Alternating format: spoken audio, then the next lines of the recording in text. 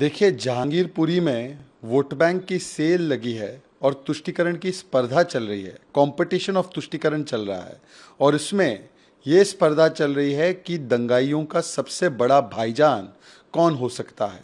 इसीलिए कभी आम आदमी पार्टी ट्वीट करती है, प्रेस कॉन्फ्रेंस करती है, तो कभी कांग्रेस पार्टी, तृणमूल कांग्रेस और ओवैसी भाईजान का डेलीगेशन वहाँ पर पहुँच जाता है। पर सवाल सिर्फ इतना है कि बार बार दंगाइयों की, आतंकवादियों की पैरवी केवल और केवल वोट बैंक के नाम पर क्यों की जाती है।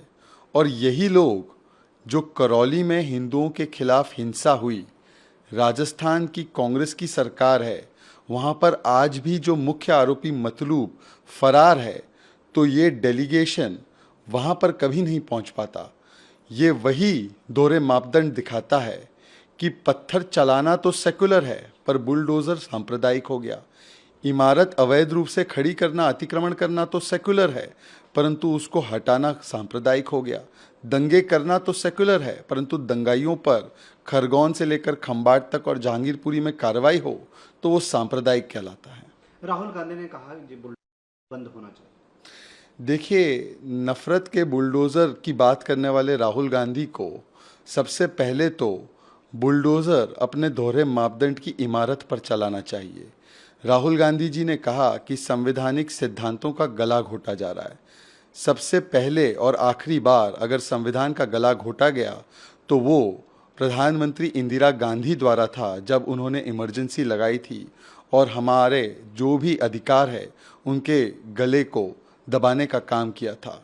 जो स्टेट स्पॉन्सर्ड टारगेटिंग की वो बात करते हैं, तो इस देश में state sponsored targeting of minorities तब हुई जब 1984 में सिखों का नरसंहार हुआ।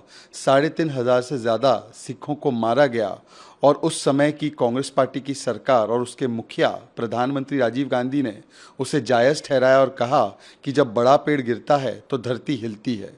और 2018 तक किस प्रकार से सज्जन कुमार को और आज भी किस प्रकार से जगदीश टाइटलर को संरक्षण मिलता है, ये पूरी दुनिया को पता है, देश को पता है। अगर नफ़रत की बात करते हैं तो राहुल गांधी बताए कि हाशिमपुरा, मीरठ, मलियाना, भागलपुर, मुंबई, अहमदाबाद, जलगांव, भिवंडी, दिल्ली, यहाँ जो दंगे हुए जिसमें हज़ारों की तादाद में लोग मारे गए, वो किसके शासनकाल में मारे गए और किसके शासनकाल में सारे दंगे हुए। तो नफरत का बुलडोज़र नहीं, बुलडोज़र तो चलना चाहिए दोहरे मापदंड की इमारत पर जो कांग्रेस पार्टी ने खड़ी कर रखी है। वैसे तो नाम के लिए भगवंत मान मुख्यमंत्री है पंजाब के, परंतु पंजाब सरकार को डिफैक्टो चलाते हैं रिमोट कंट्रोल से केवल और केवल अरविंद केजरीवाल।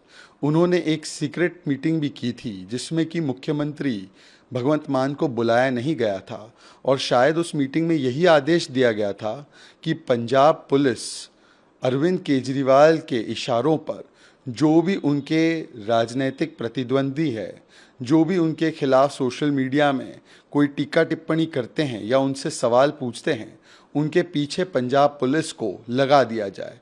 और इसीलिए आज जब 1 महीने से ज़्यादा हुआ है पंजाब की आम आदमी पार्टी की सरकार को, तो एक भी शिकायत या एक भी कार्रवाई बेअदबी करने वाले, गुरु ग्रंथ साहिब की बेअदबी करने वाले लोगों पर नहीं की गई है, जबकि केजरीवाल ने कहा था कि 24 घंटों में वो कार्रवाई करवा देंगे।